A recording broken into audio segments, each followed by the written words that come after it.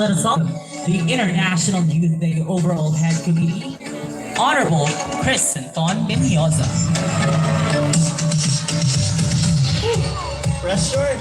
Anyway, maayong gabi kanatong tanan and successful event. I know earlier na kasi nating tag-uwan but the show must go on because we prepared tonight para sa itong mga kabatanunan sa Subo, and in behalf of our President, pinaka-active ng President sa Cebu City, Honorable Jessica Pires, dako sa kayo na magpasalamat sa ato ang mga Board of Judges, sa ato ang technical area, sa ato ang mga youth volunteers headed by Jason Sulema, ang ato ang mga SK officials, at ato ang mga cluster heads from Red Team, Honorable Genevieve Q. Keles, from Green, Honorable Charmaine Maluluyon, from Blue Team, Honorable Ellie Olarte, and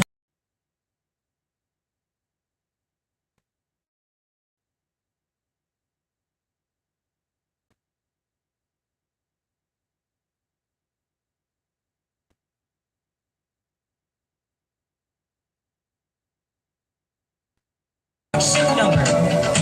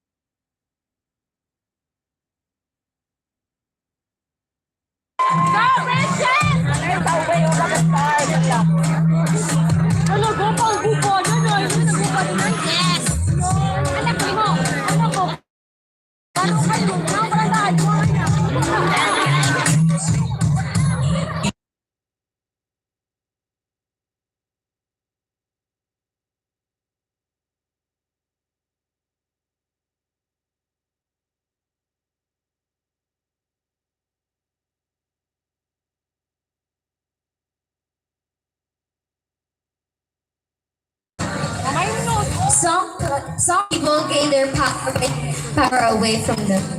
And this is by making them scared and helpless as I did. And this is through cyberbullying. I was lucky to have the support from my family and the people around me, and so I was able to overcome it. But a lot of people are not as lucky, and so they are struggling in the dark, not knowing what they're facing, and they're fighting for fears and their insecurities. Cyberbullying is never just and harmless, never just words, but it affects their mental health and their risk of having the self-harm and health implication cyberbullying can have, not just for younger people, but for also everyone. And so I want to promote social media ethics and provide the support that was taken away from them. This is Amy Christine Munares representing Barangay Bakayan. I am an advocate of strengthening better discussion. And let us always remember that our self and differences in our lives doesn't make us less as a person. That's why we should give everyone the respect that everyone deserves. Good evening, ladies and gentlemen. I am RJ Gandeza, 21, representing Bakayan, Cebu City.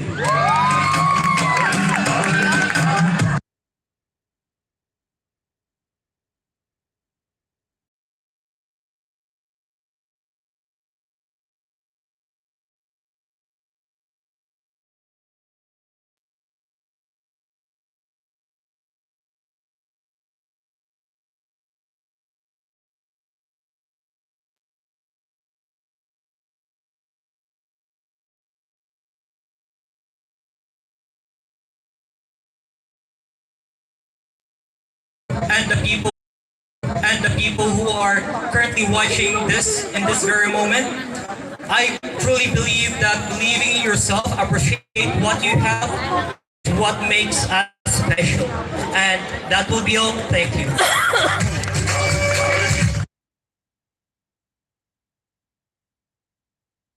Against sexual violence, where people of all ages, all economic classes, all races, and all levels of education are victimized. Always remember that you are not your trauma. You are not your abuse. Your story of yesterday is not what you are today. Ladies and gentlemen, good evening. This is Jessica Plinis, proud and loud to represent Barangay Tuba.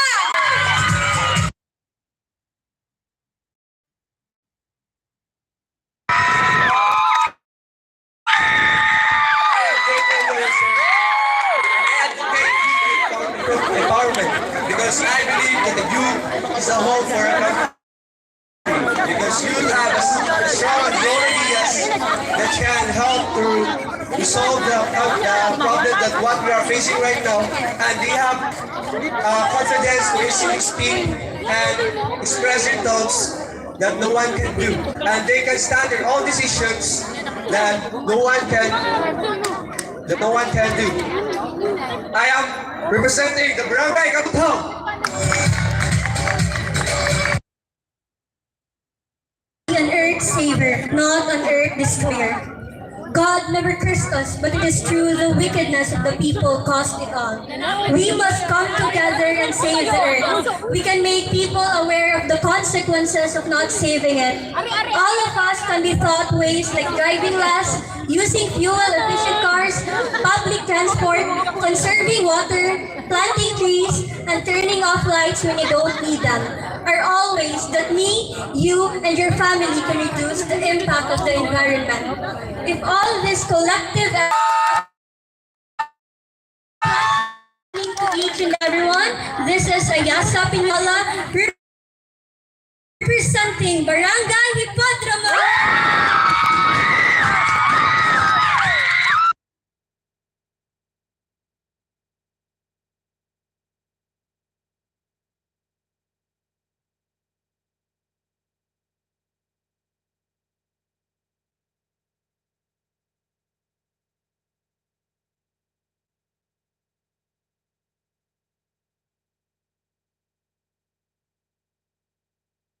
and improve the lives of people by Patay na. supporting one another. Thank you.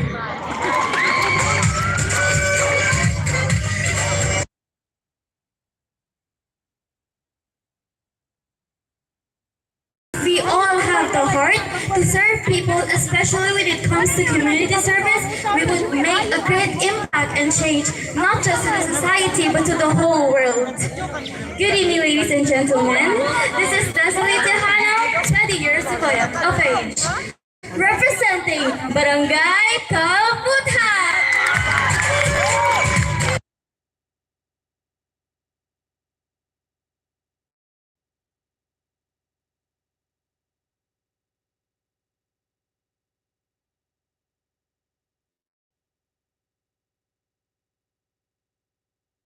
Family and life for me was never easy.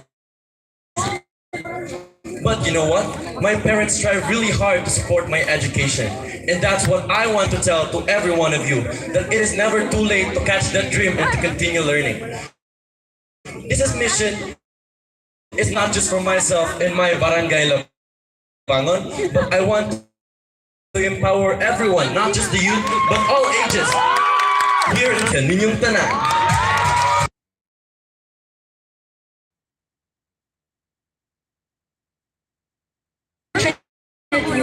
Who ended up not pursuing education or have considered plunder just to sustain their needs. With the current issues that triggers the problem for the poor, it's easy for our youth to lose hope. But having people who have initiatives to support advocacy, youth livelihood opportunities, we will be able to provide the marginalized and at-risk youth with skills to help them make money for their needs, be financially independent, and ultimately create a better life for themselves. If this advocacy, this voice will soon be an action, we can give them a glimpse of hope towards change. This is Angel Grace Valenza Canzon, representing Barangay Labangon!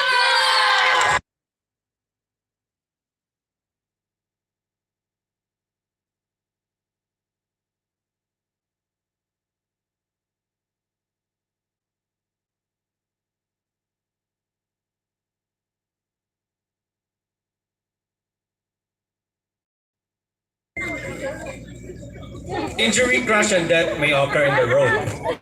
And that's why I advocate road safety awareness, because I'm a road circuit racer, and I know that our road has a lot of injuries, a lot of crash, and even death every day. And that's why when I don't ride, I use my money, I save up, I just give it to the people, and I make rice porridge and give it to the other barangays, as well as to my barangay and Barangay Mabolo. And before that, I would like to say to everyone that safety is our priority, and I want that our people or constituents in Cebu City as well as in the Philippines, that there will be safety going to their home. I'm John Gahudo, representing Mabolo.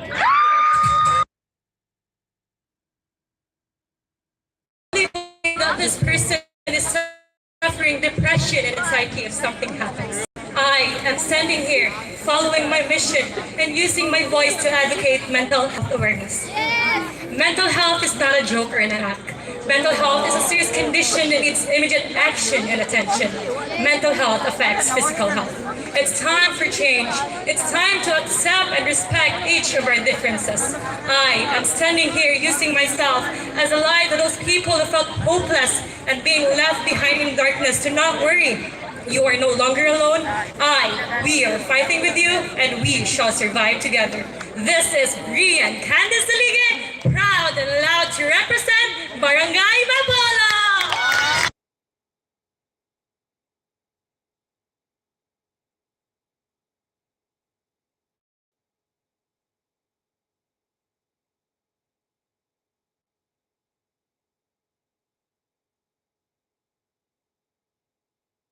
stand out to represent Barangay Pasig!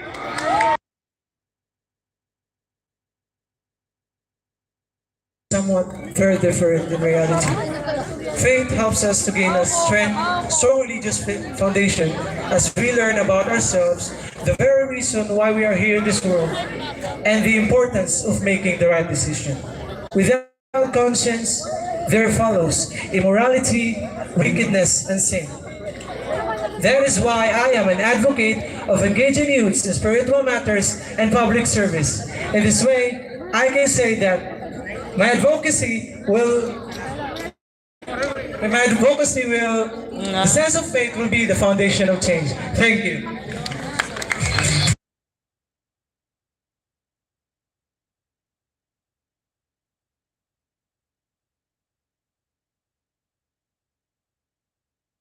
My name is Krishamia Bian, 17 years of age, and I advocate of drug awareness because the best way and live a carefree life and but coming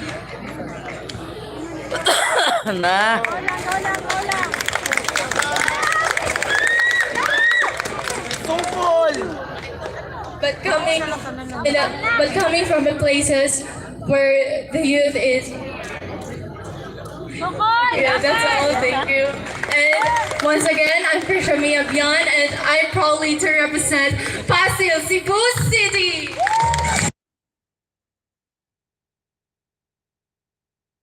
Someone who is very vocal when it comes to environmental preservation. I must say that climate change is not a hoax.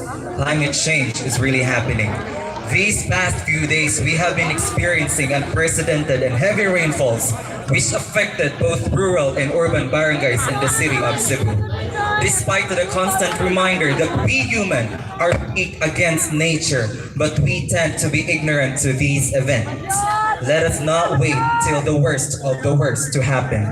Let us start recalibrating our ways through small acts of care with Mother Earth to give up on us. As we should always remember, Mother Earth can survive without us humans, but us humans cannot survive without Mother Earth. I am Christian Lloyd Commodore, 23, loud and proud to represent the progressive mountain barangays in the city of Cebu, Barangay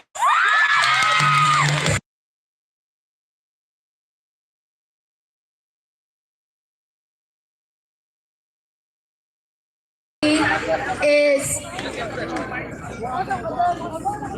Nawa na siya. we all know that poverty is a standing concern in our society. If what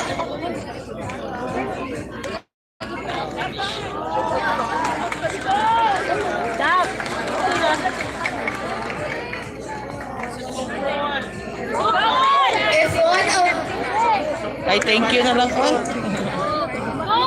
Ay, thank you na lang.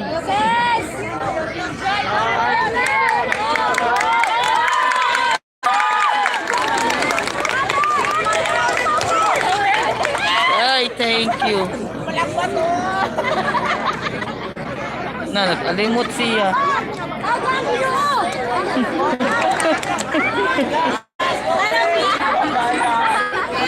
Hotel mo, Ginoo.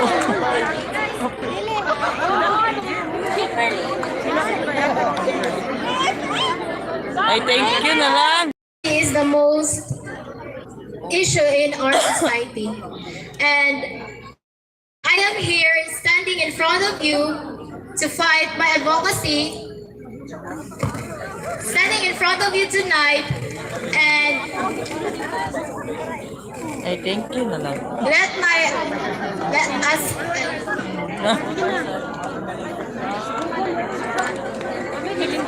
Ay, thank you.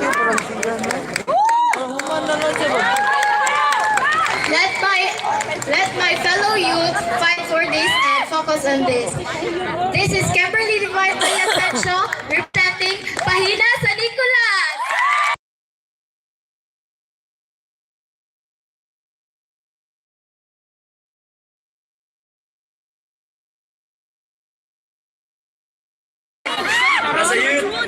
confident, and capable are two top reasons why I stand here in front of you. I use this platform to convince you that we are empowered, unique, and capable of making change. And destined to leave a legacy in this world. I am Rochelle 2, 19 years old, representing Barangay Pulang.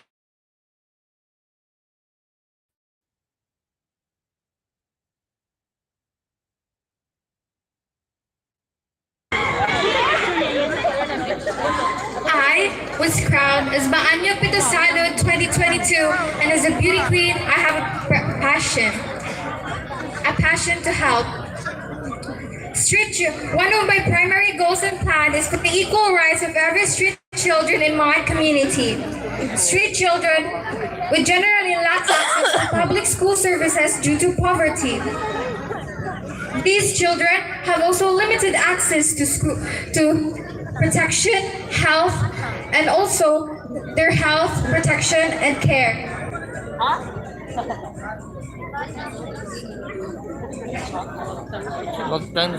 So I want to build a street educational program where every street children will be provided and have a training and will be training. Naman sila ano to? Lima no.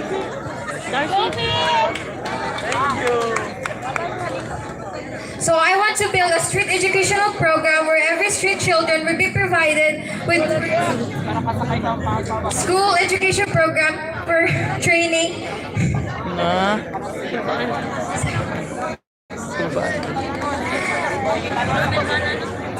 Thank you.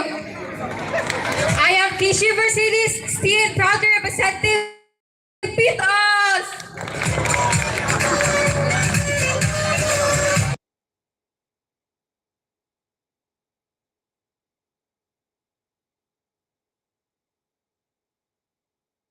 Passion Pardo. My advocacy is to help young people. As myself, I want to help them and support each of same of me as a youth member of SK Kabataan. And that's all. Thank you.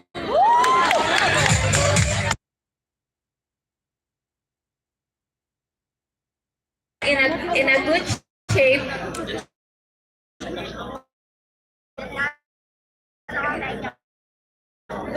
Having your mental health in a good shape is just as matter what age you are.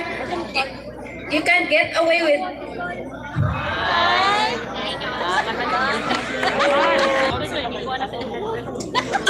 It doesn't mean you are weak, and it's not something to be afraid of, and it's not something to be ashamed of, and most importantly, it's not something to be ridiculed of. I stand here today in hopes to eliminate the taboos of mental health issues. Remember, what you are feeling is valid, and your issues doesn't define you. Thank you.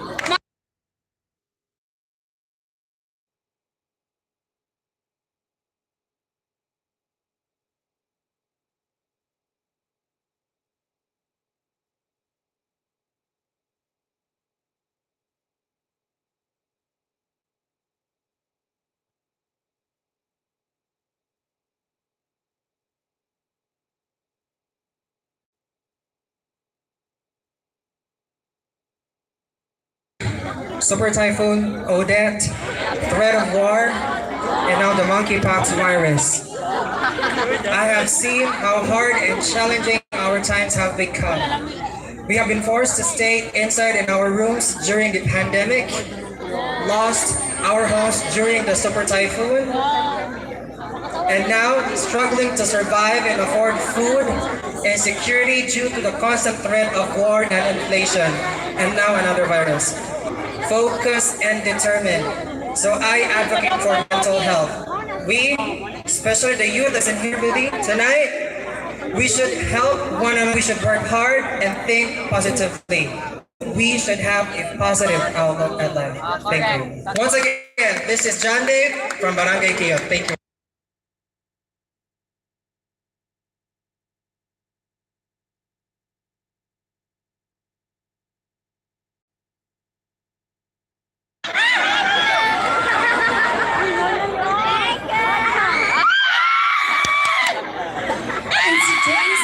society where the youth is exposed to negativity and cruelty. They tend to forget the true source of inspiration to the young and to believe that our world can be changed by planting seeds of love and acceptance. And I believe that this is my purpose. And this is my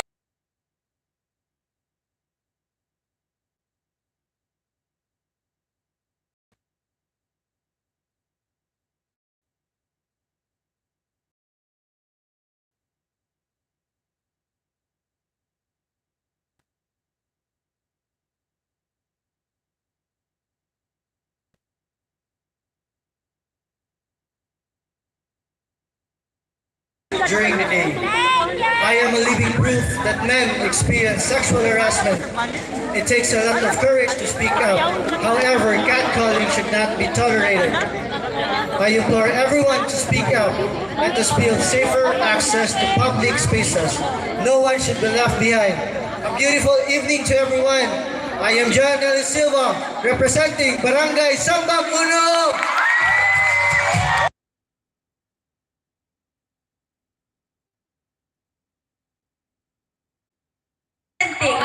Barangay